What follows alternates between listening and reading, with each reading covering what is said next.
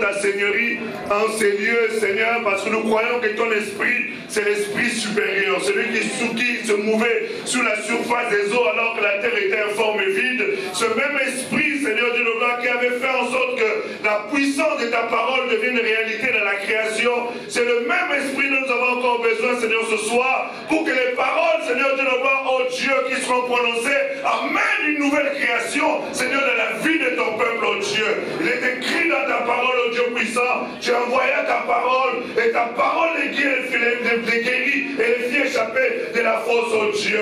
Tu as dit, tu as mis la parole de notre bouche, et tu nous couvres de ta main, afin que nous puissions créer, Seigneur, que cette parole crée, Seigneur, de nouvelles dispositions dans le cœur de mon frère, dans le cœur de ma soeur, que cette parole crée, Seigneur, de le voir, de nouveaux perspectives, Seigneur, de le voir, oh Dieu, dans la vie de mon frère, dans la vie de ma soeur. Éternel, je vais célébrer, je vais magnifier, je vais élever le seul, unique, véritable, celui qui a vaincu la mort et la puissance de la mort, celui qui vit et qui règne à jamais, le Christ de Jésus. Merci pour la louange, l'honneur, la puissance de ton Seigneur de nos voix, ne revienne qu'à toi, l'unique, véritable Dieu. En ton nom, nous avons ainsi prié et nous disons tous Amen. Amen. Dis bonjour à ton voisin, dis-lui, sois le bienvenu dans la présence de Dieu. Dis-lui, sois le bienvenu. Dis-lui que tu es heureux de le voir ce soir en ces lieux. Dis-lui que tu es content de le voir ce soir. Dis-lui, je suis content de te voir ce soir. Et quand je te vois, je vois la gloire de mon Seigneur. Oh, merci Seigneur Jésus. Merci le roi de gloire, merci l'admirable. Merci Dieu vivant, merci Dieu glorieux, alléluia. Nous rendons gloire au Seigneur.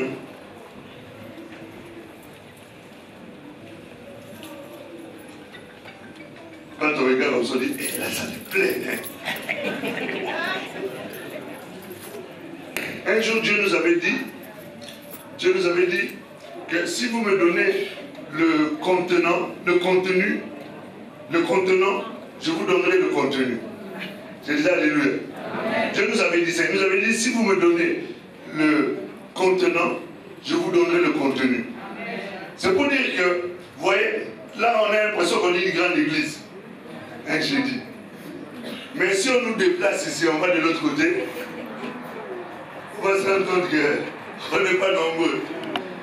Vous voyez, le contenant change qu'on a, parce que nous donne l'impression qu'il y a du contenu.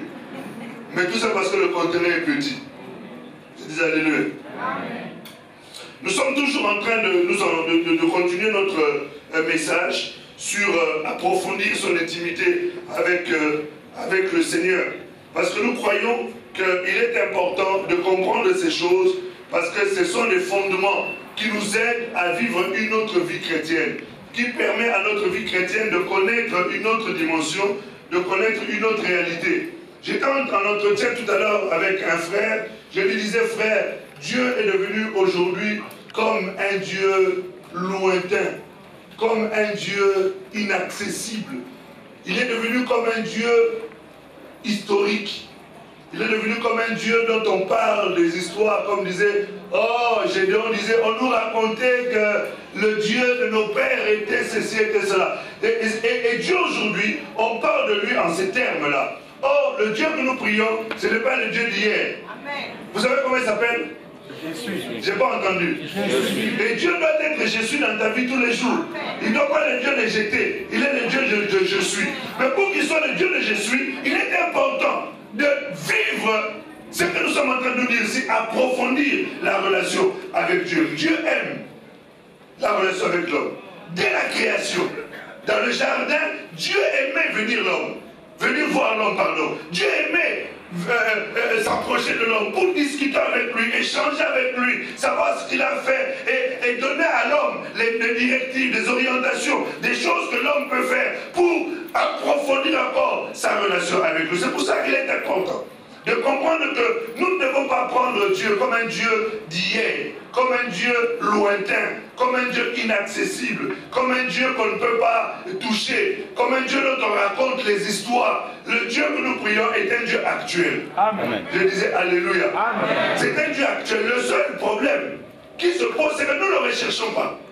Et le fait de ne pas le chercher, le fait de ne pas approfondir la relation avec lui, fait qu'on a l'impression que c'est le Dieu des autres. Que c'est le Dieu de ceux qui sont aux États-Unis, c'est le Dieu de ceux qui sont en Afrique, c'est le Dieu de ceux qui racontent des histoires, c'est le Dieu de ceux qui écrivent les livres. Mais ce Dieu-là n'est pas seulement leur Dieu, il est aussi ton Dieu. Amen. Regarde ton voisin et dis. Tu vois, il n'est pas le Dieu des autres, il est aussi ton Dieu. Le problème, c'est que tu ne le recherches pas suffisamment. Ou peut-être si tu le recherches pour des choses qui peuvent être des choses passagères, futiles. Dieu a besoin de se révéler dans ta vie. Dieu a besoin de vivre avec toi. Dieu a besoin que tu expérimentes qui il est. Alléluia. Amen. Dieu, c'est un Dieu réel. Vous savez, quand on dit ça quelquefois, ça on a l'impression qu'on nous dit toujours ça. Mais Dieu est un Dieu vrai. Amen. Je disais Alléluia. Amen. Mais le problème qui se pose encore une fois de plus, c'est que nous ne prenons pas le temps d'approfondir la relation avec lui. Luc chapitre 7.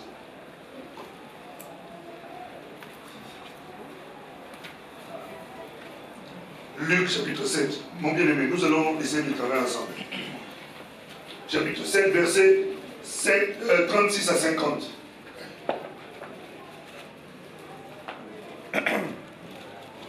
Luc chapitre 7, verset 36. Un pharisien pria Jésus de manger avec lui. Jésus entra dans la maison du pharisien et s'est mis à table. Et voici une femme pécheresse qui se trouvait dans la ville, ayant su qu'il était à table dans la maison du pharisien, apporta un vase d'albâtre plein de parfums. 38. Et s'étant derrière au pied de Jésus, elle pleurait et bientôt elle lui mouilla les pieds de ses larmes, puis les essuya avec ses cheveux, les baisa et les oignit des parfums. 39.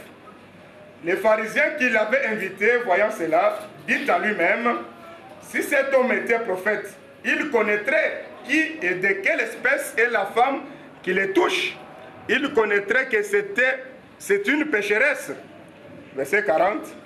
Jésus prit la parole et lui dit, Simon, j'ai quelque chose à te dire. Maître, parle, répondit-il. Un créancier avait 2 débiteurs. L'un devait 500 deniers et l'autre 50. Comme il n'avait pas de quoi payer, il leur remit à tous deux leurs dettes. Lesquels l'aimera le plus? Simon répondit, c'est lui, je pense, auquel il a le plus remis. Jésus lui dit, tu as bien jugé. Verset 44. Puis se tournant vers la femme, il dit à Simon, vois-tu cette femme? Vois-tu cette femme? Je suis entré dans ta maison, tu ne m'as point donné d'eau pour laver mes pieds, mais elle les a mouillés de ses larmes et les a essuyés avec ses cheveux. Tu ne m'as point donné de baiser, mais elle, depuis que je suis entré, elle n'a point cessé de me baiser les pieds. 46. Tu n'as point versé d'huile sur ma tête, mais elle a versé du parfum sur mes pieds. C'est pourquoi je te le dis, ses nombreux péchés ont été pardonnés, car elle a beaucoup aimé. Mais celui à qui on pardonne peu, aime peu. Verset 48. Et il dit à la femme, tes péchés sont pardonnés. Ceux qui étaient à table avec lui se mirent à dire en eux-mêmes, qui est celui-ci qui pardonne même les péchés? Verset 50. Mais Jésus dit à la femme, ta foi t'a sauvée, va en paix. Et nous disons tous, Amen. Ici, cette histoire-là, on l'a déjà prêchée à plusieurs reprises, mais nous nous sommes juste appuyés ici pour essayer de prendre quelques éléments qui vont nous aider à comprendre un peu le cheminement de la vie de cette femme. Dans notre introduction, nous avions dit que lorsque nous acceptons Christ comme notre Seigneur et Sauveur, personnelle, nous entrons dans une relation avec lui. Et tout au long de notre marche chrétienne, dans notre évolution chrétienne, nous avons besoin d'entretenir et d'approfondir notre relation intime. Et c'est ce qui nous permettra en fait de mieux connaître Dieu et de bénéficier en réalité de toutes les grâces, de toutes les merveilles, de toutes les potentialités, de toutes les choses qui sont renfermées en lui. Et l'apôtre Paul est en train de nous dire, et c'est ce que nous avions lu dans le livre de Philippiens, là je rappelle pour ceux qui n'étaient pas là, dans le livre de Philippiens chapitre 3, verset 14 à 19, l'apôtre Paul est en train de dire qu'il a fléchi les genoux devant le Père pour demander au Père de révéler la richesse de sa grâce, la richesse de son amour, la richesse de ses bontés à ceux à qui il s'est révélé et ceux en qui il habite. Et nous avons compris par là qu'il est important d'avoir la connaissance de Christ. Et il demande à Dieu que son peuple puisse se connaître dans sa longueur, dans sa largeur, dans sa profondeur et dans sa hauteur. Il y a encore d'autres choses qui sont cachées derrière tous ces mots-là. Et ça, c'est la volonté de Dieu, que chacun de nous puisse comprendre Dieu dans toutes ses dimensions. Parce que le Dieu que nous prions, c'est un Dieu multifacette. Dieu n'est pas un Dieu qui a une seule face. Dieu peut se révéler. Lorsque vous regardez dans les livres d'Apocalypse, la Bible nous dit que ceux qui regardaient le Seigneur n'ont pas vu tous de la même manière. Il y en a un à qui il s'est révélé en tant que bœuf, à un autre il s'est révélé en tant qu'aigle, à un autre il s'est révélé en tant qu'un homme, à un autre il s'est révélé. Vous voyez, toutes ces choses-là, ce sont les différentes facettes de la personne de Dieu. Et il est important que chacun de nous puissions connaître Dieu dans toutes ces facettes-là, dans toutes ces dimensions. Dans sa hauteur, dans sa profondeur et dans sa longueur. Peut-être que tu étais malade et tu étais à une maladie pour laquelle les médecins n'avaient plus de solution pour toi. Mais tu as invoqué Dieu et Dieu s'est révélé auprès de toi en qualité de Jéhovah. Jéhovah Rapha. C'est-à-dire l'Éternel qui guérit toute maladie. Ça, c'est une facette de Dieu que tu connais. Mais tu peux aussi te retrouver dans une situation où tu n'as pas d'argent. Mais ce Dieu-là ne viendra plus en tant que Jéhovah Rapha, mais il viendra maintenant en tant que Jéhovah Jireh. Mais tu peux te retrouver aussi dans une situation où tu es attaqué par-ci, par-là, et que tu as besoin de l'intervention de Dieu en tant que justicier. Là, à ce moment-là, tu auras besoin de Dieu en tant que Jéhovah Tsidkenu. Oui, et ce sont toutes ces choses-là, tu te retrouves dans un chemin où tu as besoin d'être conduit et tu as besoin de quelqu'un pour t'orienter. Alors à ce moment-là, Dieu se présentera auprès de toi en tant que Jéhovah Ra. Jéhovah Ra. L'éternel mort. Éternellement berger. Oui, ce sont les différentes facettes. Et on peut citer comme ça Dieu dans tous ces. Tu te retrouves dans un combat sérieux. Mais il faudrait qu'à ce moment-là, qu'il se lève. Il se lèvera en tant que Jéhovah. Oh, c'est fini moi, Jéhovah.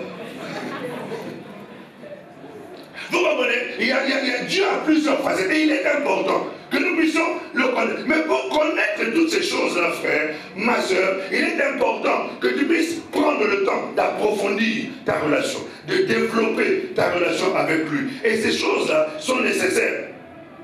Nous avons pris l'exemple d'un couple, de quelqu'un qui s'est marié. Et quand cette personne se marie, deux personnes se marient. Vous savez, on ne se connaît que lorsqu'on commence à vivre ensemble. Mais quand on se pour bien se connaître, il faudrait que ce soit une relation aussi fondée sur la sincérité. C'est-à-dire que je sois vrai, transparent devant toi. Ce que je suis à la maison, c'est ce que je suis à l'extérieur. Ce que je suis à l'extérieur, c'est ce que je suis à la maison. Ce que je te dis, c'est ce que je pense dans mon cœur. Je ne suis pas ce que je dis et ce que je fais ne sont pas différents. Est-ce que nous nous comprenons? Et dans un couple ainsi, les personnes qui vivent ensemble finissent par tellement bien se connaître qu'il y a une profondeur dans leur relation qu'il est difficile pour ces personnes de pouvoir se séparer l'un de l'autre. Tellement qu'ils ont approfondi leur relation, au point où, quelquefois, ils n'ont même plus besoin de parler pour pouvoir se comprendre. N'oubliez pas que nous aussi, nous sommes quelque part l'épouse de Christ. Je disais alléluia. Et en tant qu'épouse de Christ, nous devons connaître la profondeur de notre mari. Nous devons entrer dans l'intimité de notre mari. Et quand nous entrons dans l'intimité, vous savez ce qui est écrit sur sa cuisse? Est-ce que quelqu'un sait ce qui est écrit sur la cuisse de Jésus? Pardon? Est-ce que vous êtes sûr? C'est écrit quoi? Roi des rois et Seigneur des seigneurs. Mais vous voyez, est-ce que quelqu'un, à moins qu'on soit à la piscine ou à la plage, mais est-ce que quelqu'un ne doit aller voir ma cuisse? Qui est la seule personne à voir ma cuisse? C'est Julie. Et c'est nous comprenons. Pourquoi? Parce que Julie a une vie d'intimité avec moi. Comprenez qu'en tant qu'épouse de Jésus, nous aussi nous avons besoin d'entrer dans une certaine forme d'intimité avec lui pour pouvoir aller découvrir les choses que les autres personnes ne voient pas. Parce que Jésus a été une robe. Vous comprenez? Mais pour savoir ce qui est caché derrière la robe, il faut aller dans l'intimité, là où Jésus se met à nu. Comprenez bien mon langage? Et ça demande une certaine forme d'intimité que nous devons développer avec le Seigneur. Dis à ton voisin, ne sois pas superficiel avec lui. Il ne faut pas. Parce que si quelqu'un est superficiel avec le Seigneur, il aurait des difficultés à connaître les choses cachées. Dieu dit ceci. Il dit, les choses révélées sont à vous et à vos enfants. Mais les choses cachées sont à l'Éternel. Mais en même temps, la Bible nous dit que Dieu prend plaisir à cacher les choses. Mais la gloire de Dieu, c'est de cacher les choses. Mais la gloire du roi, c'est quoi? C'est de quoi? C'est de sonder les choses et de les découvrir. Mais pour pouvoir découvrir ces choses qui semblent être cachées, il faut aller les chercher. Alléluia. Je disais Alléluia. La Bible dit que, vous savez, c'est le seul souci qui se pose aux enfants de Dieu, c'est qu'ils ne prennent pas le temps de chercher Dieu.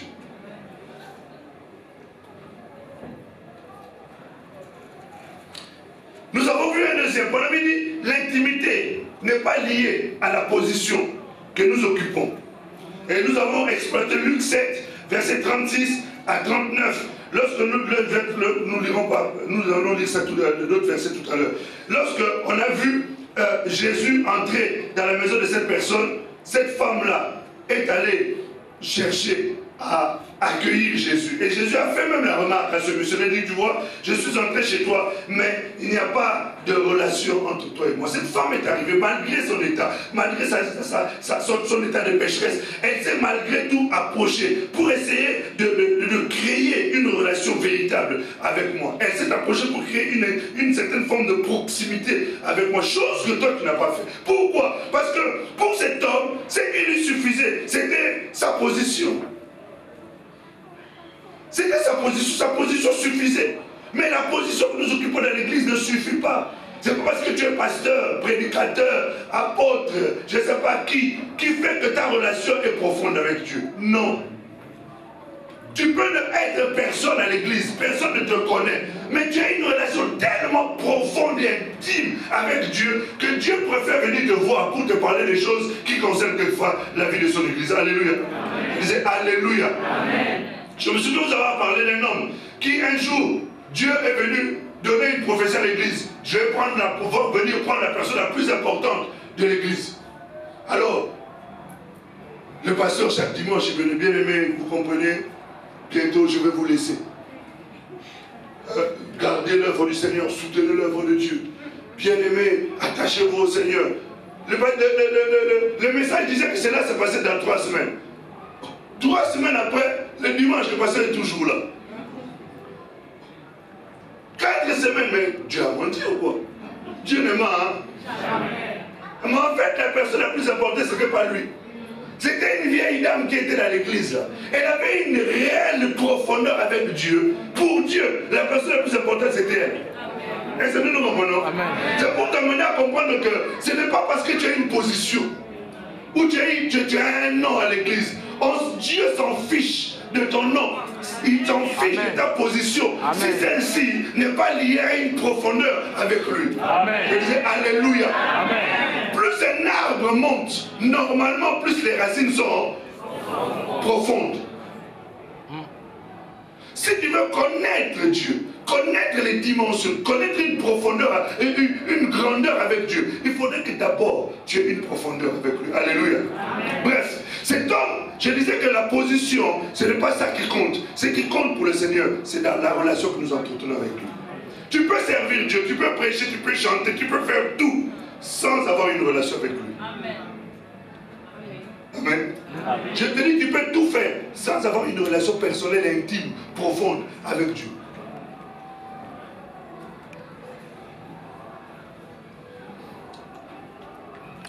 Lorsque nous regardons dans la Bible, nous voyons des gens qui étaient revenus.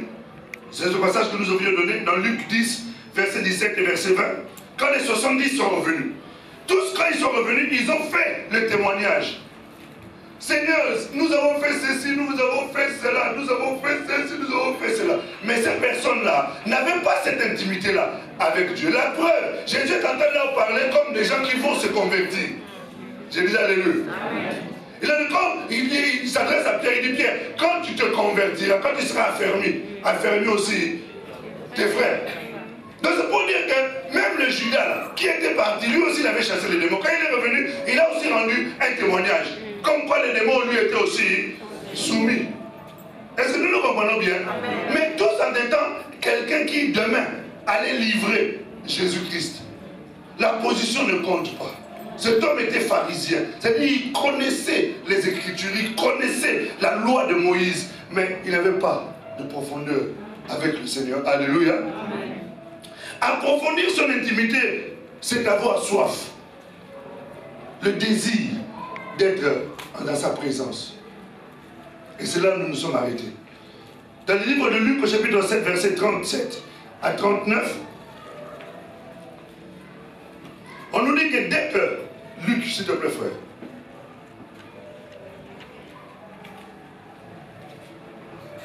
Luc 7, verset 37 à 39. Et voici une femme pécheresse qui se trouvait dans la ville, ayant su qu'il était à table dans la maison du pharisien, apporta un vase d'albâtre plein de parfums, et se tint derrière aux pieds de Jésus.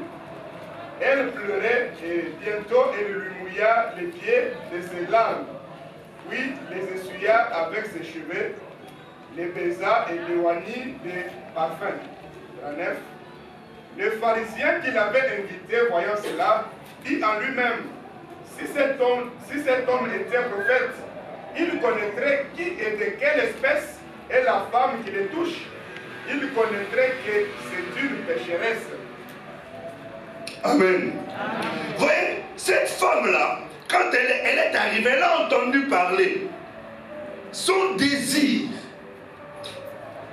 était de pouvoir enfin s'approcher de Jésus. Et elle est venue, elle s'est mise à genoux. Malgré son état de pécheresse, malgré son état de péché, d'une femme de mauvaise vie, elle avait quelque chose qui était important et que Jésus a aimé. C'est qu'elle avait le désir d'être visitée par Dieu. Amen. Elle avait le désir d'entrer en contact personnel avec Dieu. Elle avait le désir de découvrir qui était Jésus. Elle avait le désir de vivre une transformation de la part de Jésus. Alléluia. Amen. La femme avait complètement oublié toutes les personnes qui étaient dans la salle. Vous savez, par moment, il faut savoir oublier ceux qui sont autour de toi. Tu oublies les gens qui sont là à côté de toi. Tu oublies ta femme, tu oublies tes enfants, tu oublies ton travail, tu oublies tout. Ton désir, c'est d'aller et d'entrer dans une intimité, dans une relation profonde avec le Seigneur. Alléluia. Amen. Cette femme n'a pas considéré. Vous savez, normalement, selon la loi juive, lorsque les hommes se retrouvent et ils sont assis entre hommes, une femme n'a pas le droit de s'approcher. Cette femme a complètement oublié la loi. Pourquoi? Parce que ce qui était important, d'abord, parce que la grâce était là, et que cette grâce lui permettait, bien qu'étant une femme qui était née sous la loi, mais devant la grâce triomphe sous la loi. Je dis alléluia. Amen. Donc cette femme s'est approchée parce qu'elle voulait entrer en contact avec le Seigneur. Elle voulait une intimité, créer une relation avec le Seigneur. Et en créant cette relation, que Jésus puisse faire quelque chose dans sa vie, qui est le début d'une histoire. Il y a des gens qui n'ont pas d'histoire avec Dieu. Il faut que tu crées le début d'une histoire dans ta vie. Pas une histoire avec l'église, pas une histoire avec le pasteur, pas une histoire avec l'évangéliste, pas une histoire avec les anciens, les docteurs, ainsi de suite, mais une histoire avec Jésus. Alléluia. Et ça, c'est la chose la plus importante. Avoir le désir de Dieu. Le désir de sa présence. Le problème qui se pose, c'est qu'on a le désir d'aller à l'église. On a le désir de chanter, le désir de prêcher, le désir de faire, d'être un intercesseur. Mais le désir de la présence de Dieu. Comprenez bien, il y a une différence dans toutes ces choses-là. Avoir le désir de la présence de Dieu. C'est la chose la plus précieuse qui est dans la vie d'un chrétien. C'est la chose la plus précieuse qui est dans la vie d'un serviteur de Dieu. La présence de Dieu. Avoir ce désir constant. Et dans les Écritures, on a les psalmistes sont en train de manifester ce désir-là. Corée est en train de dire dans le psaume 42, nous l'avions lu, s'il te plaît frère. Psaume 42, versets 1 à 2. Corée est en train d'écrire un cantique et il manifeste le désir qu'il a dans son cœur. 1 à 2, s'il te plaît. Psaume 42. Comme une biche soupire après des courants d'eau, ainsi mon âme soupire après toi, ô Dieu. Mon âme a soif de Dieu, du Dieu vivant. Quand il règne et paraîtrai-je devant la face de Dieu. Alléluia. Verset 3. Mes larmes sont ma nourriture. Non, vous comprenez? Il est en train de montrer la soif. Mon âme a le désir. La soif, c'est un désir ardent de quelque chose, d'un liquide, d'une boisson, d'une chose qui te manque. Et lui, son désir, c'était d'être dans la présence de Dieu. Lorsque nous lisons encore, David est en train de manifester. Et quand vous lisez les psaumes, vous constaterez une chose, une particularité dans les psaumes, c'est que les psaumes, c'est dans la grande majorité, ce sont l'élan du cœur qui a soif, qui invoque, qui recherche, qui désire la présence de Dieu. Psaume, s'il te plaît frère, le chapitre 27 au verset 4.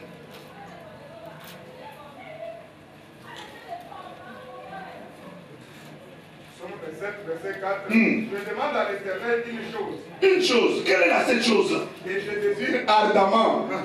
Je voudrais habiter toute ma vie dans la maison de l'Éternel pour contempler la magnificence de l'Éternel et pour admirer son temple. Je désire ardemment une chose. Que je gagne le loto. Que j'achète une belle maison. Que j'ai une belle voiture. Que je me marie. Que j'ai une femme. Non. Parce que toutes ces choses-là, elles sont secondaires. Je désire une seule chose. Quelle est cette chose-là, frère? En plus, c'est un désir ardent. Vous savez, la Bible ne prend pas les termes par hasard. Un désir ardent, c'est quelque chose de très profond et de très fort. Dis-le encore. Je demande à l'Éternel une chose que je désire ardemment. Je voudrais habiter toute ma vie dans la maison de l'Éternel pour contempler la magnificence de l'Éternel et pour admirer son temple. Voyez-vous, quel est son désir? C'est d'habiter dans la présence de Dieu. D'être devant le Seigneur, d'être dans sa présence, pour contempler la magnificence. Et vous savez, quand tu arrives à un niveau où tu entres dans cette dimension-là, où tu es dans la présence de Dieu, où tu contemples la magnificence, vous savez, les choses. Il y a une chanson que nous chantons ici. Quand je contemple sa majesté, et quand je contemple sa bonté. Quelle est la suite?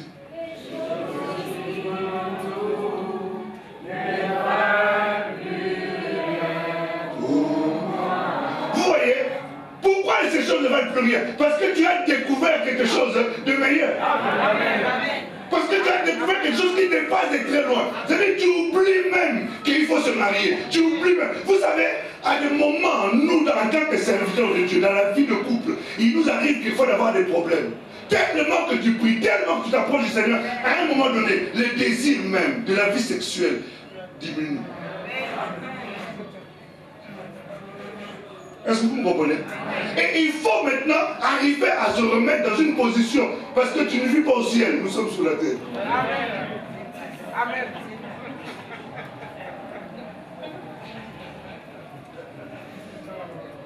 Non, c'est pour t'emmener à comprendre que ce désir, c'est un désir ardent. Mais d'une chose, la présence de Dieu.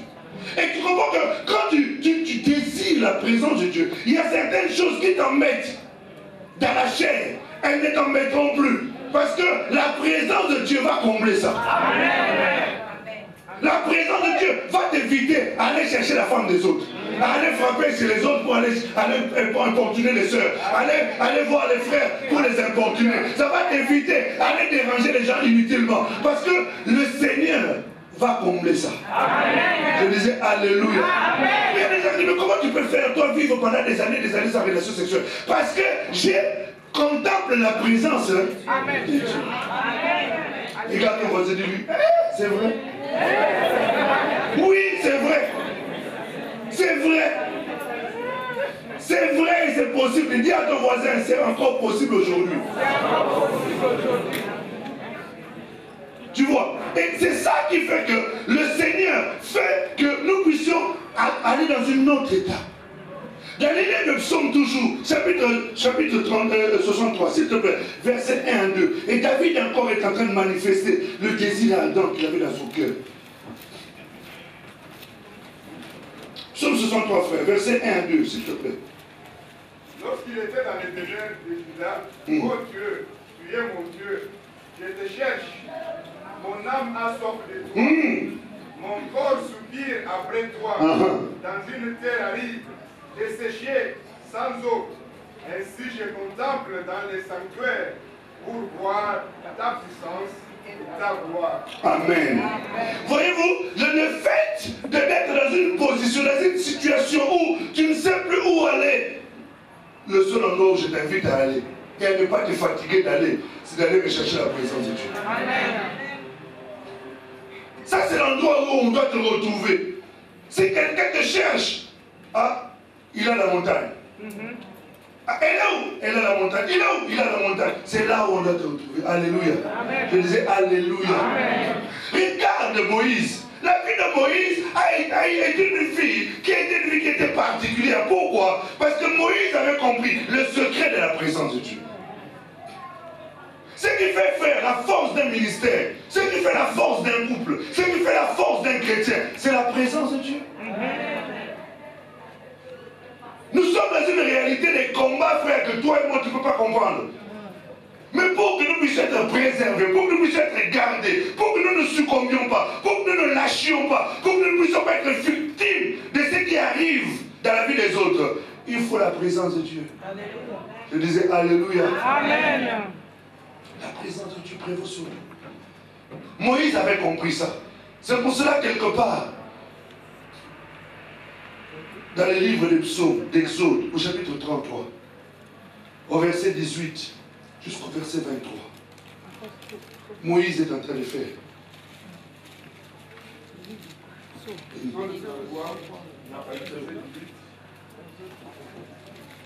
Moïse dit, fais-moi voir ta gloire.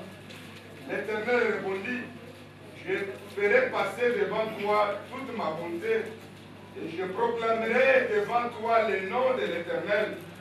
Je fais grâce à qui je fais grâce et miséricorde à qui je fais miséricorde.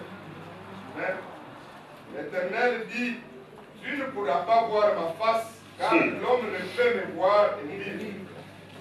L'Éternel dit, voici un lieu près de moi. Tu te tiendras sur le rocher. Et quand ma gloire passera, je te mettrai dans un creux du rocher.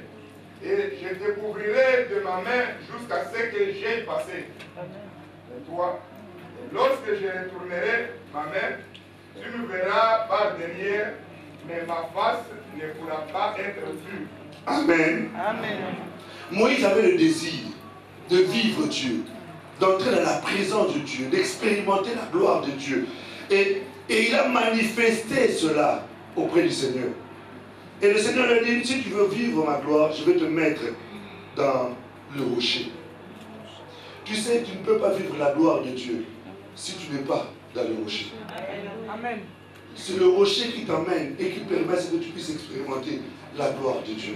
Et ce rocher-là, c'est Christ. Amen. Et ce Christ-là, c'est la parole. Amen. Parce que la Bible nous dit que le rocher qui le suivait, en réalité, selon Psaume, selon 1 Corinthiens chapitre 10, c'était le Christ. Alléluia. Amen. Le rocher qui a été frappé, duquel a été sorti l'eau, c'était la préfiguration du Christ. C'est pour cela que le Seigneur n'était pas content quand Moïse a frappé 2 fois. Est-ce que nous comprenons? Amen. Et ce rocher-là, quand le Seigneur te place dans la parole, quand toi-même tu te places dans la parole, c'est là où le Seigneur vient révéler sa gloire. Et vous remarquerez que Moïse était différent de tous les autres. Il n'était pas différent parce qu'il s'appelait Moïse. Il n'était pas différent parce que Dieu l'avait choisi. Il était différent parce qu'il a toujours recherché la présence de Dieu. C'est pour cela, quelque part, dans les psaumes au chapitre 103, au verset 7, la Bible dit que Dieu, il a manifesté quoi? Ses voix à Moïse. Mais les autres, qu'est-ce qu'ils ont vu? Ils ont vu seulement les œuvres. Et c'est ce qui se passe souvent dans les églises. Peu de gens connaissent les voix de Dieu. Mais beaucoup de gens connaissent les œuvres de Dieu.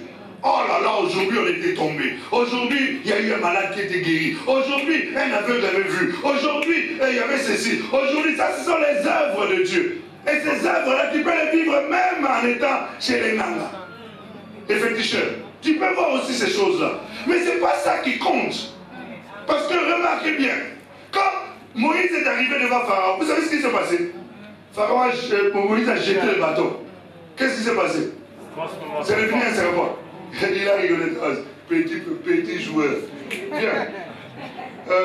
Magicien Albert.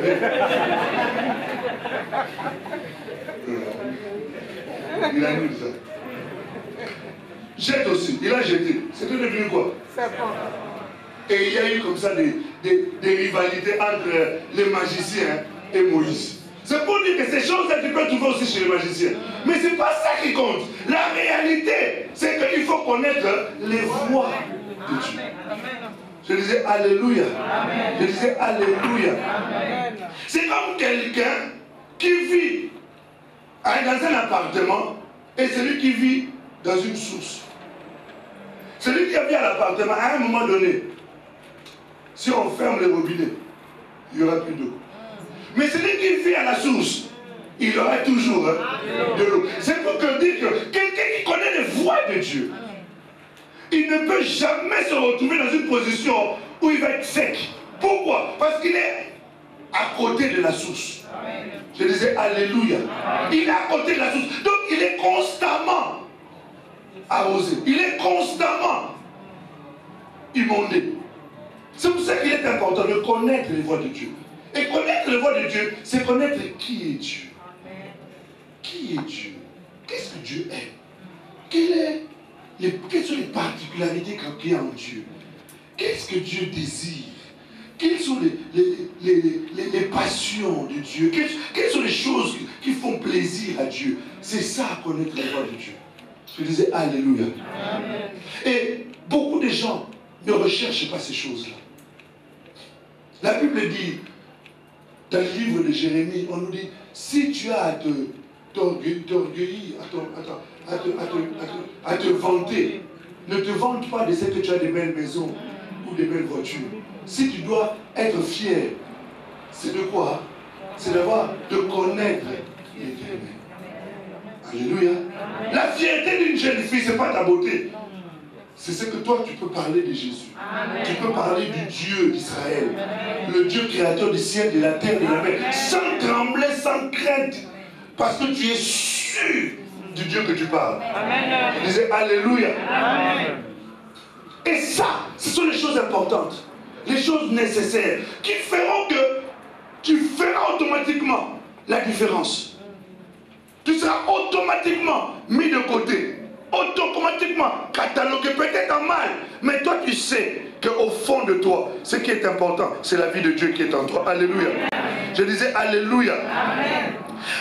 Donc l'intimité de Moïse avec l'Éternel lui a permis de connaître les voies de Dieu, tandis que les autres n'ont eu qu'à goûter les miettes. Et vous remarquerez, de toutes ces personnes qui avaient mangé ces choses-là, vous savez qu'il n'y en a aucun qui est entré à Canaan.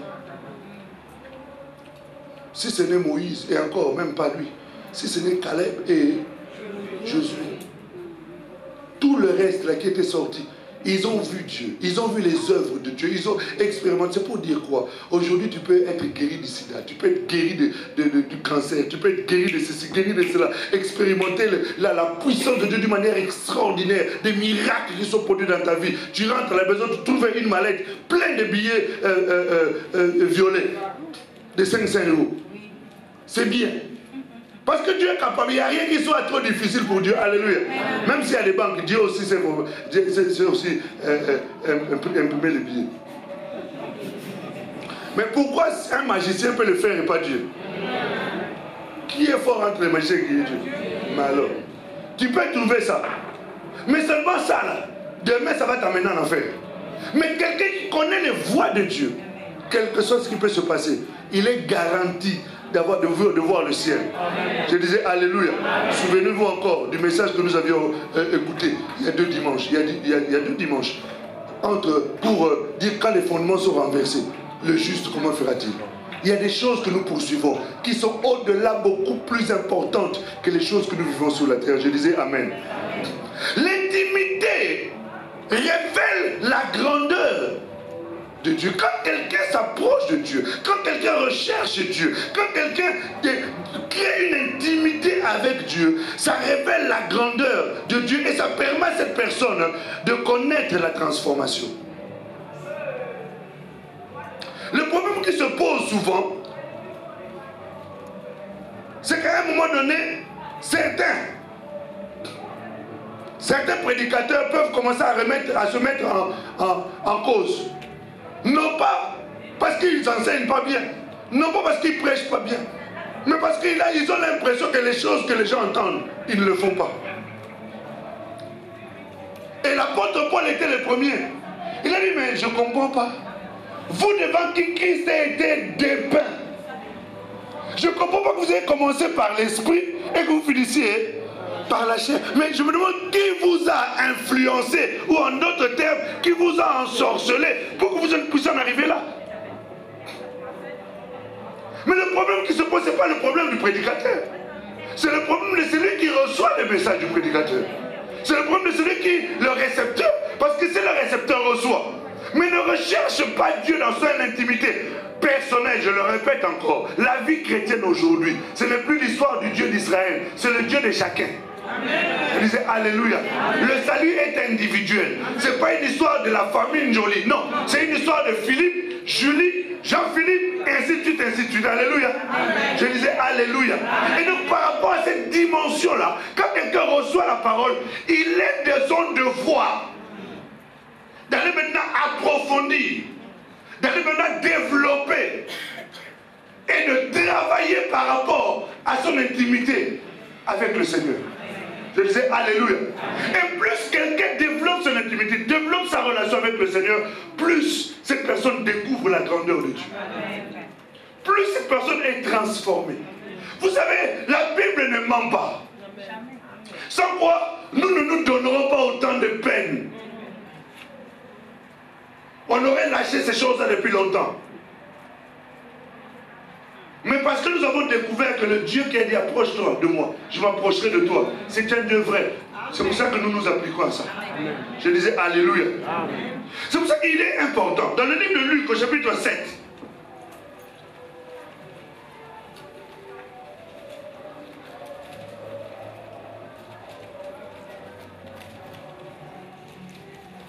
verset 38, et versets 44 à 50.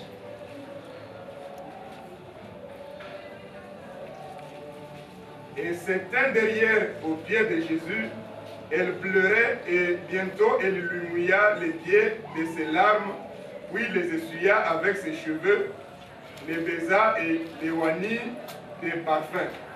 44. Puis, se retournant vers la femme, il dit à Simon, « Vois-tu cette femme? Je suis entré dans ta maison et tu ne m'as point donné d'eau pour laver mes pieds. Mais elle les a mouillés de ses larmes et les a essuyés avec ses cheveux. » 45. Tu ne m'as point donné de baiser, mais elle, depuis que je suis entré, elle n'a point cessé de me baiser les pieds. 46. Tu n'as point versé d'huile sur ma tête, mais elle a versé du parfum sur mes pieds. C'est pourquoi je te l'ai dit, ses nombreux péchés ont été pardonnés, car elle a beaucoup aimé. Mais celui à qui on pardonne peu, aime peu. 48. Et il dit à la femme, tes péchés te sont pardonnés. Ceux qui étaient à table avec lui se mirent à dire en eux-mêmes, qui est celui-ci qui pardonne même les péchés? Mais Jésus dit à la femme, ta foi t'a sauvé, va en paix. Amen. Vous savez, lorsque quelqu'un entre dans l'intimité avec Dieu, la première des choses que cette personne constate, c'est que elle est frappée par la grandeur de Dieu. Regardez toutes les personnes qui sont entrées dans l'intimité avec Dieu. Observez la vie d'Ésaïe. Quand Ésaïe a découvert la grandeur de Dieu, l'intimité de Dieu, la première des choses qu'il a remarqué, que c'était quelqu'un qui a remarqué la grandeur de Dieu. Et la deuxième des choses, c'est qu'il s'est rendu compte qu'il était impur. Cette femme, quand elle est entrée dans la présence du Seigneur, qui lui avait dit qu'il était pécheresse? Personne. Mais son état de pécheresse s'est révélé et s'est mis automatiquement à pleurer devant le Seigneur. Et elle a eu un sentiment de repentance profond. Et ça a permis au Seigneur d'entrer en contact avec elle. Elle a réalisé la grandeur de Dieu. Chose que les gens qui étaient là ne constataient pas. Première. Deuxième chose, cette femme a constaté la sainteté de Dieu. Au point où ce qui était important à ses yeux est devenu quelque chose d'inutile. Regarde, on nous a précisé, la Bible ne donne pas les détails par hasard. On nous dit qu'elle avait quoi? Un parfum de grande valeur. Ce qui était quelque chose de grande valeur, qu'est-ce qu'elle en a fait? Pardon? Elle a versé ça sur les pieds de quelqu'un. C'est pour te dire que quand quelqu'un entre dans la présence de Dieu, dans l'intimité avec le Seigneur, même ces choses qui étaient des choses précieuses, importantes, ça perd toute sa valeur. C'est pour ça, quelque part dans le livre des Philippiens, l'apôtre Paul est en train de dire, à cause de l'excellence de la connaissance du Fils de Dieu, ce qui était pour moi des gains, il le considère maintenant comme étant quoi? De la boue. Vous voyez, quand quelqu'un entre dans l'intimité, dans la présence du Seigneur, ces choses qui avaient de la valeur, les petits copains, les petites filles, les copines, les sacs, les montres, les vêtements, toutes ces choses-là, la gloire, la renommée, ces choses, ça perd toute la valeur, frère. Pourquoi? Parce qu'on a découvert quelque chose de beaucoup plus important que ça. Alléluia. Elle dit Alléluia. Cette femme, le parfum, elle était pécheresse. Je n'ai peut-être pas encore fouillé. Mais quand on dit pécheresse, ça veut beaucoup dire et ça veut tout dire. Alléluia. Ça veut dire qu'elle a peut-être une vie d'une femme de légèreté. Et ce parfum, on ne sait pas d'où c'était venu. Quelque chose qui a peut-être coûté très cher. Mais elle a considéré ça comme quelque chose d'inutile à cause de l'intimité. Vous savez, quand quelqu'un entre dans l'intimité avec le Seigneur, la première chose qu'il constate, c'est d'abord la grandeur de Dieu. Elle se rend compte que ce péché-là n'a aucune commune valeur avec la personne devant qui je suis. Elle a jeté ça à ses pieds. Deuxième chose, elle a pris ses cheveux. Les cheveux, c'est la gloire d'une femme. Selon les Écritures, elle a pris ça. Elle a essuyé avec ses cheveux les pieds de Jésus. Elle a constaté que le Seigneur était un Dieu saint. Et la manifestation de l'état de son cœur a poussé Jésus. Vous remarquerez que cette femme n'a pas dit Seigneur, j'avais fait ceci, Seigneur, j'avais fait cela. Elle n'a pas confessé. Est-ce que nous comprenons? C'est que Jésus a sondé le cœur de cette femme. Il s'est dit non, quelle repentance. Elle n'a pas demandé le pardon, mais Jésus lui a accordé le pardon. Est-ce que nous comprenons? Quand quelqu'un entre dans l'intimité de Dieu, l'état de ton cœur est mis à nu. Dieu voit la sincérité. Dieu voit la profondeur du désir que tu as. Tu n'as pas besoin de demander le Seigneur accorde. Je disais Alléluia.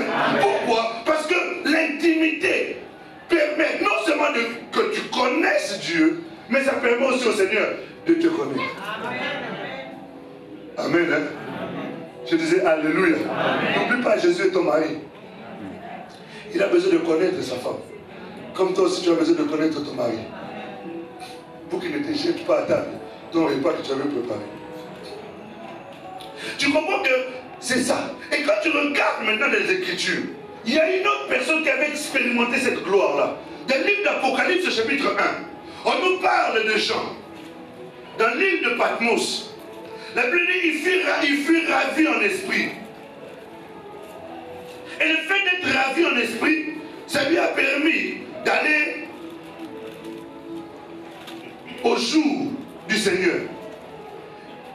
Tu liras Apocalypse chapitre 1, verset 10 et verset 12 à 17.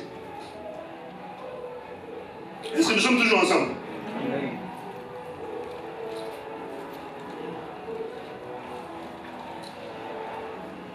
Frère, tu peux nous lire ça s'il te plaît? C'est important que nous puissions lire les Écritures pour comprendre ce que les autres ont vécu. Parce que ça doit susciter en nous le désir, nous aussi, d'expérimenter ça avec le Seigneur. Apocalypse chapitre 1, verset 10. Je fus ravi en esprit au jour du Seigneur, et j'entendis derrière moi une voix forte, comme les sons d'une trompette, qui disait, ce que tu vois, écris-le dans un livre, et envoie-le aux sept églises, à Éphèse, à Smyrne, à Pergame, à Thyatire, à Sardes, à Philadelphie et à Laodicée. Verset 12. Je me retournai pour connaître quelle était la voix qui me parlait. Et après m'être retourné, je vis 7 chandeliers d'or. Et au milieu de 7 chandeliers, quelqu'un qui ressemblait à un fils d'homme, vêtu d'une longue robe, et ayant une ceinture d'or sur la poitrine. Là, il est en train de découvrir maintenant la grandeur et la majesté de Dieu. Sa tête et ses cheveux étaient blancs comme de la laine blanche, comme de la neige. Ses yeux étaient comme une flamme de feu. Ses pieds étaient semblables à des lérins ardents, comme si lui était embrasé dans une fournaise. Et sa voix était comme le bruit de grandes eaux. Verset 16. Il avait dans sa main droite 7 étoiles. De sa bouche sortait une épée aiguë à 2 tranchants. Et son visage était comme le soleil lorsqu'il brille dans sa force. Quand je le vis, je tombais à ses pieds comme mort. Il posa sur moi sa main droite en disant, ne crains point. Je suis le premier et le dernier, et le vivant. J'étais mort, et voici je suis vivant au siècle des siècles. Je tiens les clés de la mort et du séjour des morts. Écris donc les choses que tu as vues, et celles qui sont, et celles qui doivent arriver après elles. Amen. Merci. Ça, c'est Jean qui parle. Je disais Alléluia. Amen. La particularité de Jean, c'est que Jean, parmi tous les disciples de Jésus, frère, c'était celui dont la Bible déclare qu'il était intime à Jésus. Au point où que les disciples, les autres, s'ils avaient besoin de demander un détail, ils passaient par Jean pour dire, Jean, demande au Seigneur. Parce qu'ils savaient que la relation que Jean avait avec Jésus était particulière par rapport aux autres disciples. Est-ce que nous comprenons? Mais malgré cette réalité-là, cette relation particulière que Jean avait avec Jésus, Jean n'avait pas connu Jésus dans cette dimension-là. Est-ce que nous comprenons? Maintenant, Jésus est parti. Jean a connu la nouvelle naissance, le baptême du Saint-Esprit. Il s'est retrouvé à cause de l'amour de l'œuvre de Dieu à l'île de Patmos. On lui a même crevé les yeux. Mais même les yeux fermés, les yeux crevés, ce monsieur a eu le privilège de développer une réalité d'intimité avec Dieu, de telle sorte que le Seigneur a commencé à révéler les choses qui étaient cachées aux yeux de toutes les autres personnes qu'il avait fréquentées. Alléluia. Je disais Alléluia. Maintenant, il commence à se révéler avec ses cheveux. Vous avez vu la description. Mais avoir une telle description du Seigneur. Il faut aller dans une telle profondeur, une telle intimité avec lui, pour que maintenant que le Seigneur puisse maintenant s'ouvrir à toi et te montrer maintenant qui il est réellement. Dieu échappe à la compréhension de beaucoup d'entre nous. La grandeur de Dieu échappe. Et d'ailleurs, les psaumes le disent, tu es grand et ta grandeur nous échappe. Pourquoi ça nous échappe? Parce que nous ne prenons pas le temps de le rechercher pour pouvoir connaître qui Dieu est.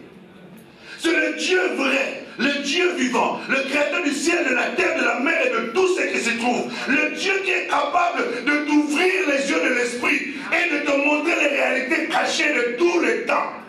Est-ce que nous comprenons? De te faire comprendre qui il est. Quelquefois nous pleurons, nous lamentons parce que nous ne savons pas qui est Dieu. Est-ce que nous comprenons bien, frère? Dieu est au-delà de nos mots. Dieu est au-delà de ce qui est écrit.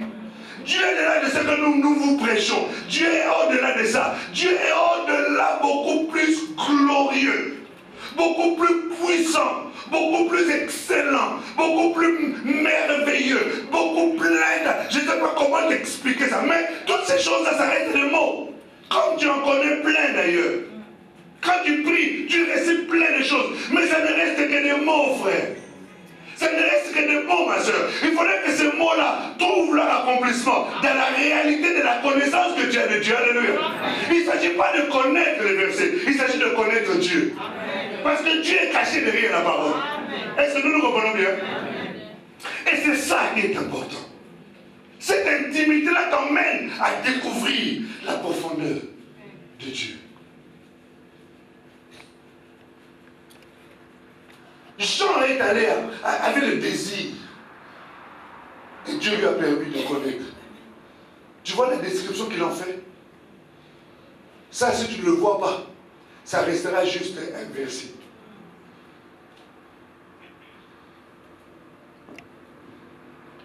Regarde. Ils étaient deux. Il y en a un qui avait une intimité, une profondeur avec Dieu. Il y en a un autre qui ne l'avait pas.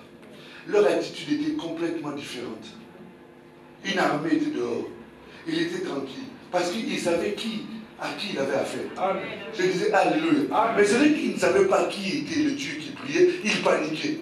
Et il paniquait à un point, il a dit, bon Seigneur, s'il te plaît, permets-lui d'être au même niveau que moi. Ouvre-lui les yeux aussi.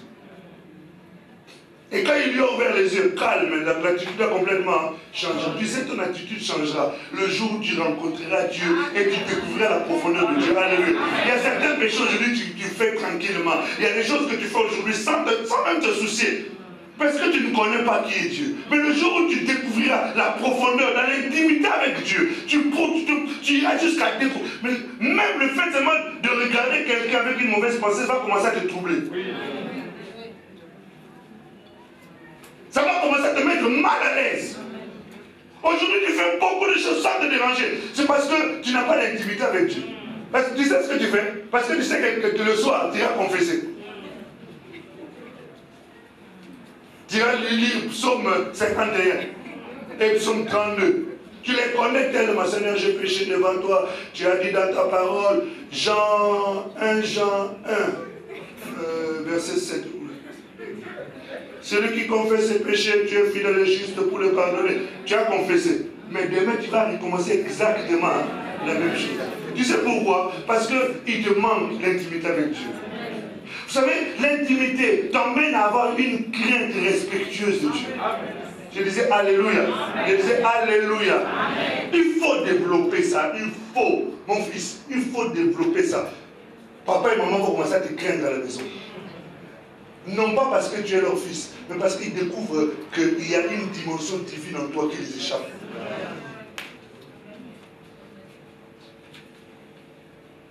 Alléluia. Je disais Alléluia. Je disais Alléluia. Vous savez pourquoi il y avait une grande crainte dans l'église primitive? Parce qu'ils avaient une telle profondeur dans la recherche de Dieu que quand quelqu'un est arrivé, si tu as fait des bêtises sur les champs, on sait que tu as fait des bêtises. Ici, tu viens de faire n'importe quoi, tu arrives ici, tu es tranquille, personne ne te dit rien, tu sors aussi tranquille. Vous savez, à une certaine époque de notre vie, j'habitais dans la permanence. J'habitais dans une permanence de prière. C'est-à-dire, je dormais là, j'habitais là. Ma vie, c'était là. J'allais à l'école, je rentrais, j'habitais là. J'allais au travail, je rentrais, j'habitais là. Toute ma vie, c'était là. À un moment donné, même, j'allais ni à l'école, je ne travaillais plus, j'habitais là seulement.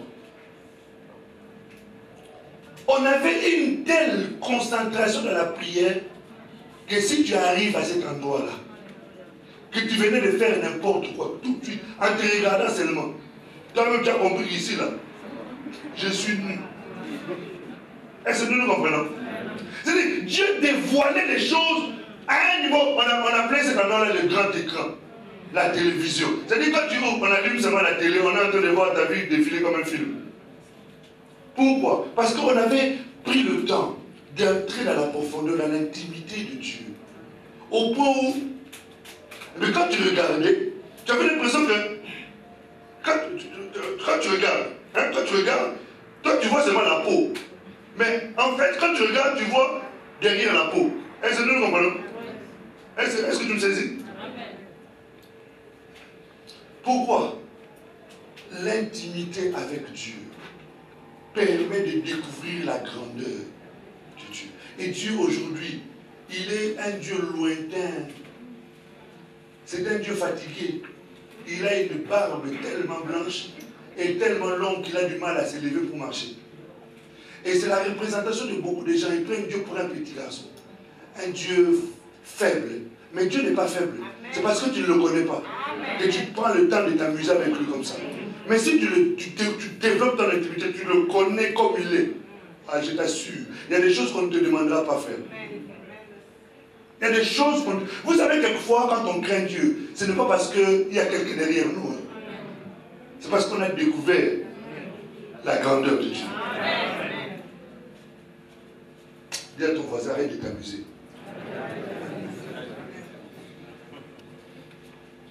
Alléluia. Je disais Alléluia. Cette femme avait compris qui était le Seigneur. Et ces choses qui étaient importantes pour elle, ça n'a plus d'importance. L'intimité permet de découvrir réellement qui est Christ. Il faut avoir ce désir-là. Il faut avoir cette soif-là. Nous disons que l'intimité transforme la vie de quelqu'un. Pasteur, je n'arrive pas à abandonner tel péché. Je n'arrive pas à abandonner telle chose. Je te donnerai des versets bibliques. Je prierai pour toi. Mais ça ne suffit pas. Il y a un besoin de toi-même. Tu fasses la démarche d'aller chercher Dieu. Je disais Alléluia. Et quand tu vas t'approcher de Dieu, Dieu va commencer à te transformer. Comment? Dites-moi un peu. Que disent les païens? Dis-moi. Pardon? Parlez bien. Dis-moi qui tu fréquentes. Comment voulez-vous? Moi, je suis en train de fréquenter un être humain. Cet être humain-là m'influence au niveau où je deviens comme lui. Est-ce que nous le comprenons? Dis-moi qui tu fréquentes, je te dirai qui tu es. C'est-à-dire, si je fréquente des voleurs, tu me diras que moi aussi je suis un voleur. Alors, si je fréquente des hommes, ils m'influencent à ce niveau-là. À combien plus forte raison quand je veux commencer à fréquenter Dieu, Dieu aussi va m'influencer. Le problème qui se passe, ce qui se passe, c'est que tu ne le fréquentes pas. Et comme tu ne le fréquentes pas, eh bien, tu es influencé par ceux qui t'entourent. Je disais Alléluia. Comment ça le fréquenter, frère? La Bible nous dit dans le 2e livre de Corinthiens, au chapitre 3, allons-y un peu ensemble, ce sont des versets que tu connais. Je suis en train de te répéter. Mais en fait, en te disant ces versets-là, je vais susciter en toi le désir d'aller les chercher. Tu peux faire 15 ans dans une église, 20 ans ami de tous les pasteurs de Paris, l'homme le plus connu dans toutes les églises, c'est bien. Mais quelle est la réalité de ton intimité avec le Seigneur? Moi, j'ai commencé à mourir vérité. Et alors? Où tu en es aujourd'hui avec Jésus?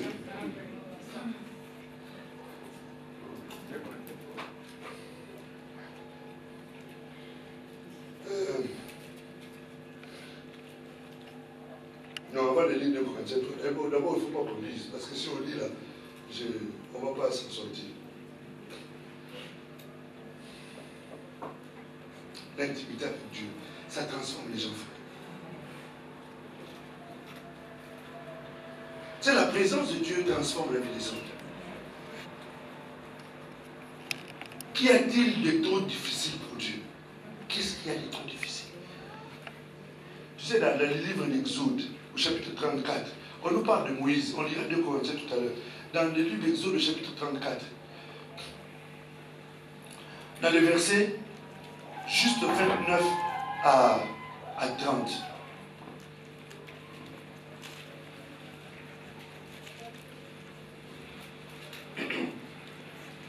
Moïse est descendu de la montagne de Sinaï, ayant les 2 tables du témoignage dans sa main.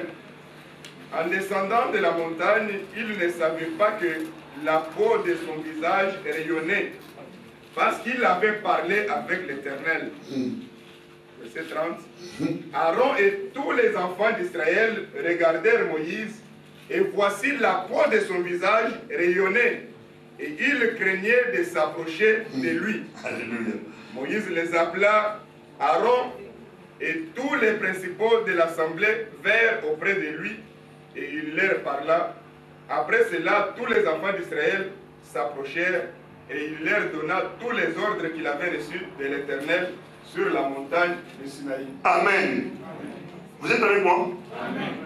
Qu'est-ce qui s'est passé là? Moïse, qu'est-ce qu'il a fait? Il est allé dans la présence de Dieu. Amen. Le fait d'être allé dans la présence de Dieu, frère, là c'est une réalité physique. Quand il est descendu de la présence de Dieu, tous ceux qui regardaient voyaient qu'il y avait quelque chose de pas très clair dans la vie de Moïse. Quand nous développons l'intimité avec Dieu, frère, quand nous en sortons, les hommes ne verront pas, mais dans le monde des esprits, on sait que ce monsieur-là est quelqu'un de dangereux. Amen. Cette femme-là, elle est dangereuse. Amen. Parce que la présence de Dieu attire la gloire et la puissance de Dieu. Je disais Alléluia. Je disais Alléluia. Fais l'expérience. Fais seulement l'expérience. Tu dis à personne, tu entres dans la prière. S'il y a quelqu'un dans votre maison qui n'est pas, qui est animé des esprits, pas forcément sorcellerie, mais des esprits impurs, tu vas voir sa réaction vis-à-vis de toi. Quand Jésus passait, Jésus ne disait rien. Vous savez qu'est-ce que les démons disaient? Mais qui a-t-il entre toi et moi? Ces gens-là, quand ils te verront, mais pourquoi tu me regardes comme ça? Mais j'étais toujours regardé comme ça. Pourquoi aujourd'hui, le fait de te regarder comme ça devient quelque chose de normal? Est-ce que nous nous reprenons? Pourquoi? Parce que la présence de Dieu dans ta vie fait que ceux qui voient dans le monde des esprits voient qu'il y a quelque chose d'étrange. Je vous l'avais dit une fois ici. Ça, c'était au début de ma vie chrétienne. Je venais à peine de me convertir. Mais il y a une chose que j'aimais beaucoup. C'était de la présence de Dieu. J'aimais beaucoup ça. Tellement, un jour, nous sommes allés, frère, dans une maison. Cette femme-là, ça m'avait marqué ma vie spirituelle à un niveau. Un jour, nous sommes allés chez une femme. Cette femme avait un esprit de divination à un niveau très élevé. Au point où les hommes d'État l'appelaient pour savoir, avoir des espèces de prophéties, hein, des paroles. Nous sommes allés un jour, frère, chez lui, chez elle. Nous étions à deux. Avec mon frère Domingos. À l'époque, on était tout le temps ensemble. Et on vivait une vie. Quelquefois, quand je regarde, je me dis, mais finalement, il est quelquefois bon d'être célibataire. Oui, frère. Je t'assure, hein. Franchement, quelquefois, on est content d'être marié, on est content d'avoir des enfants. Mais par moments, il y a des choses qu'on a vécues avec Dieu, qu'on pouvait les vivre en étant simple, en étant sans les soucis, des oh, ma femme est là, les enfants, il n'y en avait pas. Donc mon souci, c'est pour ça que la Bible dit que les jeunes, les vierges, quel est leur souci? De servir Dieu. Mais ceux qui sont mariés, leur souci de quoi? De plaire à leur femme et leur mari. Est-ce que nous nous revenons? C'est pour cela. Moi, mon souci aujourd'hui, c'est de plaire à Julie.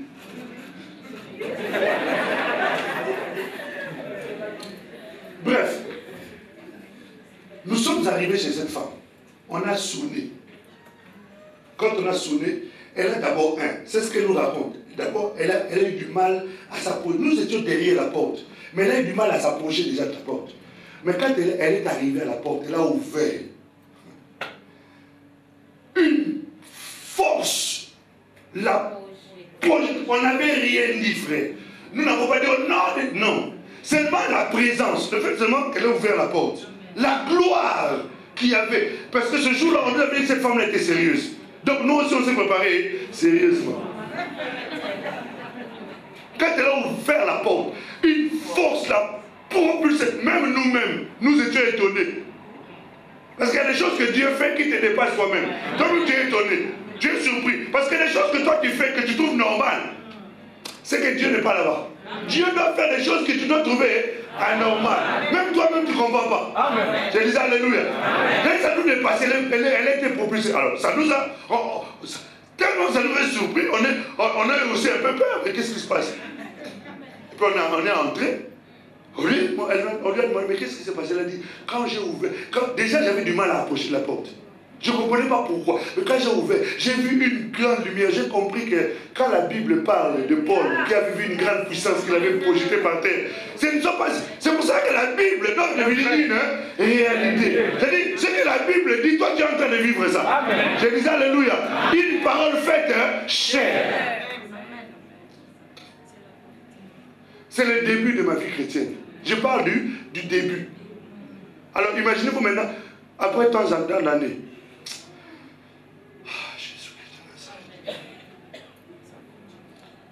on a dit, mais qu'est-ce qui s'est passé? Elle a dit, quand vous avez... Je n'ai pas compris ce qui s'est passé. J'ai senti une force, une puissance qui m'a projeté. Cette femme a été délivrée ce jour-là. Je disais Alléluia. Je disais Alléluia. Je disais Alléluia. C'est-à-dire que la présence de Dieu permet d'emmener les gens à commencer à craindre Dieu. Sans qu'on leur dise craignez Dieu. Ils comprennent qu'ici, si je blague, ce Dieu-là. Vous savez, à l'église primitive, la Bible dit une grande grâce se reposait sur eux et la crainte de l'Éternel s'emparait. Amen. Mais pourquoi la crainte de l'Éternel s'empara? C'est pas seulement parce que Pierre et Paul prêchaient bien. C'est parce qu'ils recherchaient tellement le Seigneur. Ils avaient développé une telle intimité que tout ce qui entrait dans ces lieux-là, ils savaient qu'ici, il ne faut pas blaguer. Parce que Dieu peut faire n'importe quoi, il savait n'importe qui. Est-ce que nous comprenons? Aujourd'hui, c'est devenu des histoires. Mais ça ne doit pas être des histoires. Parce que le Dieu que nous prions, c'est un Dieu d'actualité. Amen. Dis à ton voisin, non, non, non, non, non, non. Mais non, mais non. Dieu ne peut pas être un Dieu de l'histoire. Dieu est un Dieu qui est vrai, Charles. On ne peut pas parler de Dieu comme si on parlait de Martin Luther. Martin Luther King. Parler de Dieu comme si on parlait de Voltaire. Non. Eux, ils sont morts. Mais le Dieu que nous prions est... vivant. Non, non, je n'ai pas compris. Non, le Dieu que nous prions est... vivant. Mais il faut qu'il soit vivant dans ta vie. Tu ne dois pas raconter l'histoire des autres vies. Tu dois raconter ton histoire avec ton Jésus. Mais pour pouvoir raconter, il faut créer quoi? L'intimité et l'approfondir.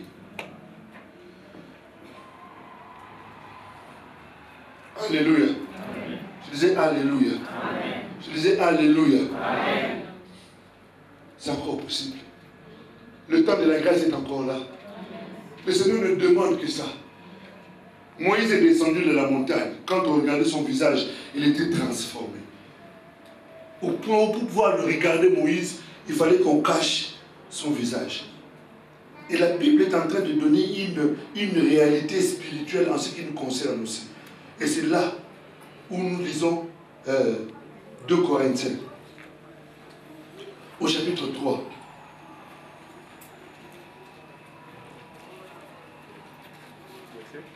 À partir du verset 17. S'il te plaît. Vous êtes fatigué? Non. De toute façon, aujourd'hui, on est là pour toute la nuit. Donc, Or, le Seigneur, c'est l'Esprit. Et là où est l'Esprit du Seigneur, là est la liberté. Nous tous qui, les visages découverts, contemplons comme dans un miroir la gloire du Seigneur, nous sommes transformés à la même image de gloire en gloire, comme par le Seigneur, l'Esprit. Non, j'aimerais maintenant que tu relises encore ce verset 18 là, calmement, tranquillement. Nous tous, Dis-le. nous tous qui, les visages découverts, contemplons comme dans un miroir la gloire du Seigneur, nous sommes transformés à la même image de gloire en gloire, comme par le Seigneur, l'Esprit. Il y a certaines délivrances que les gens ne feront pas. Il y a certaines libérations que les gens ne feront pas. Il y a certaines transformations qui ne viendront pas d'un homme. Et d'ailleurs, ça n'a jamais été d'un homme. C'est le Seigneur qui opère ça. Mais comment le Seigneur opère ça? La Bible dit, comme dans un miroir, lorsque nous nous approchons, déjà la Bible dit, quand nous nous approchons de Dieu, qu'est-ce que Dieu fait? Il s'approche de nous. Maintenant, la Bible nous dit encore, au moyen du sang de Jésus, nous avons la possibilité d'entrer dans la présence de Dieu. Et quand nous entrons dans la présence de Dieu, nous le contemplons maintenant face à face. Mais toutes ces choses-là, ça se passe par la foi. Nous le voyons face à face. Et qu'est-ce qui se passe? Dieu nous transforme à la même image que lui. Quelle est l'image de Dieu?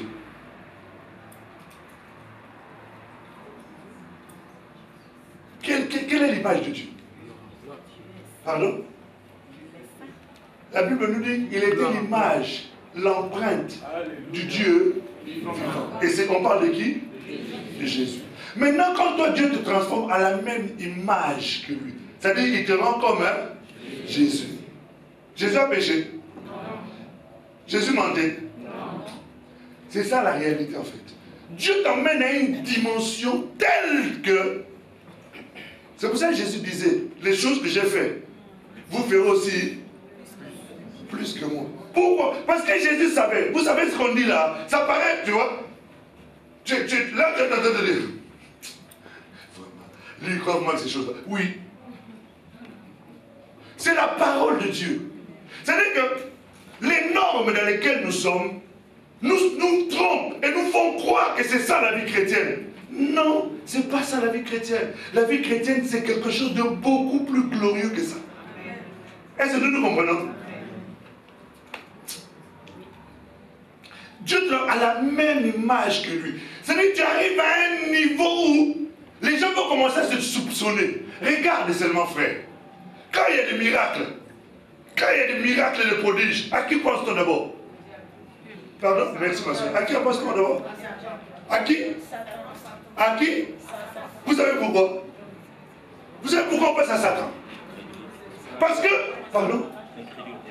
Mais, exactement. Parce que les gens ne croient plus que le Dieu d'Israël, le Père de mon Seigneur Jésus, celui en qui il n'y a ni ombre de variation ni changement, est encore capable de faire des choses grandioses. Alléluia. C'est pour cela que dès qu'il y a quelque chose, on passe à Satan. Pensant que Satan est beaucoup plus fort que Dieu. Mais Satan, c'est une créature de Dieu. C'est Dieu qui l'a créé. La force et la puissance que Satan utilise, c'est Dieu qui l'a donné. Alléluia. Mais celui qui a créé que c'est Satan, n'est-il pas plus puissant et plus capable que lui? Est-ce que nous comprenons? Maintenant, quelqu'un qui arrive à entrer dans l'intimité, dans la profondeur avec Dieu, il ne pensera pas d'abord à Satan. Il va d'abord penser à Dieu parce qu'il sait que le Dieu d'Israël est un Dieu capable. Le Dieu de la Bible, c'est un Dieu puissant. Le Dieu de la Bible, c'est un Dieu glorieux. Alléluia. Je disais Alléluia. Quand quelqu'un entre dans la présence de Dieu, développe une certaine intimité, Dieu commence à transformer cette personne à la même image que lui. C'est-à-dire les choses qui te semblaient trop difficiles, ça commence à devenir facile. Non pas parce que toi tu es devenu super, mais parce que Dieu est devenu super en toi. Alléluia. Je disais Alléluia. C'est ça le problème. Mais on est trop loin de lui. On est trop loin de lui. On est trop loin. On est préoccupé par tellement de choses. Pasteur, j'ai mon travail. Pasteur, j'ai ma femme. Pasteur, j'ai les enfants. Pasteur, j'ai ceci. Pasteur, j'ai tellement d'éléments. Toutes ces choses-là, elles sont légitimes, frère. Je ne dis pas non. Mais tant que tu mettras ces choses-là devant, eh bien, ta vie chrétienne, ça sera la vie. Un chrétien, une vie fade, monotone, routinière. Or, Dieu veut que tu vives d'autres choses avec lui. Je disais David, tu entends ça? C'est possible. Dieu n'est pas loin. Dieu n'est pas le Dieu des autres. Il est aussi ton Dieu.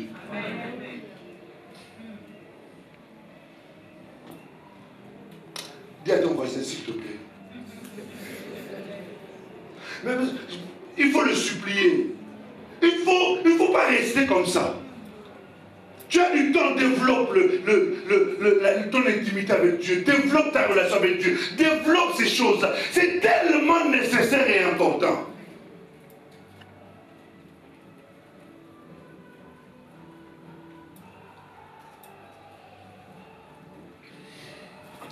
Bon, on va devoir s'arrêter là pour aujourd'hui. Lorsque nous demeurons dans la présence de Dieu, nous sommes transformés. Discipline-toi, s'il te plaît. Dieu ne doit pas être le Dieu de l'église,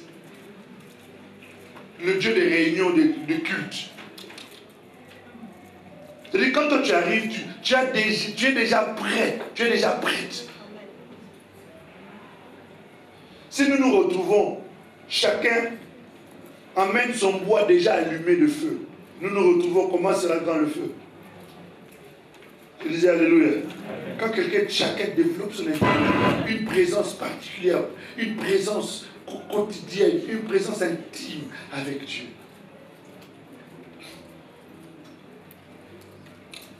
On va se lever, s'il vous plaît. Mais avant de se lever, juste le dernier verset. Psaume 26, s'il te plaît. Au verset 8. Écoute ce que David, le psalmiste, dit. Verset 8, s'il te plaît. C'est mon dernier verset. Après, on prie le Seigneur et on continue le programme. Verset 8, s'il te plaît. Psaume 26, verset 8. Écoute un peu les paroles. Éternel, j'aime les séjours.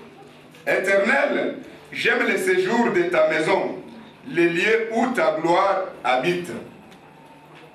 Éternel, j'aime le séjour de ta maison. Qu'est-ce qui habite dans sa maison? J'ai pas entendu. La gloire. Si Moïse pouvait aller et sortir avec cette gloire, pourquoi pas toi? Mais le problème c'est que Moïse y allait. Mais toi, tu n'y vas pas. Ou si tu y vas d'une manière rapide, comme pour remplir une formalité. Soulager ta conscience. J'avais prié. Il ne s'agit pas de ça. Il s'agit d'une réalité d'intimité avec quelqu'un qu'on aime. Il a dit j'aime. Dites-moi un peu, quand on aime quelqu'un, est-ce qu'on a vite envie de se quitter? Peut-être aujourd'hui, la personne avec qui tu es, tu ne l'aimes pas. Mais imagine seulement celui avec qui ton petit copain dans les péchés. Ou ta petite copine dans le péché, celle que tu aimais vraiment. Quand tu étais avec elle, tu étais même prêt à désobéir à papa et à maman pourvu que tu sois avec elle ou avec lui. Est-ce que nous nous comprenons? Pourquoi? Parce que tu l'aimes. Sa présence te faisait tellement du bien. Mais si ça peut faire du bien à un païen, à un homme, c'est une chose qui est même dans la souillure. Mais maintenant, imagine maintenant quand tu aimes la présence de Dieu. Est-ce que tu as envie de le quitter? Vous savez, la plupart des gens qui sont dans la présence de Dieu, la notion du temps, frère, quelquefois tu oublies ça. Amen. Tu oublies même la notion. C'est-à-dire, tu es resté peut-être pendant 4 heures, 5 heures dans la présence de Dieu. Tu te lèves, tu as l'impression d'avoir fait peut-être 30 minutes. Tu es surpris seulement en regardant la montre et que tu as déjà fait 4 heures de prière. Je disais Alléluia. Mais toi, quand tu pries, tu as prié, tu regardes 5 minutes seulement. Tu as dit, j'ai prié longtemps, c'est seulement 5 minutes. Tu rigoles, hein? Parce que tu fais ça. Tu fermes encore les yeux, tu pries encore, tu pries, tu chantes. C'est vraiment ça. Je disais Alléluia. Mais celui qui aime l'intimité, qui aime quelqu'un, il n'a pas envie de le quitter. J'aime la présence de Dieu.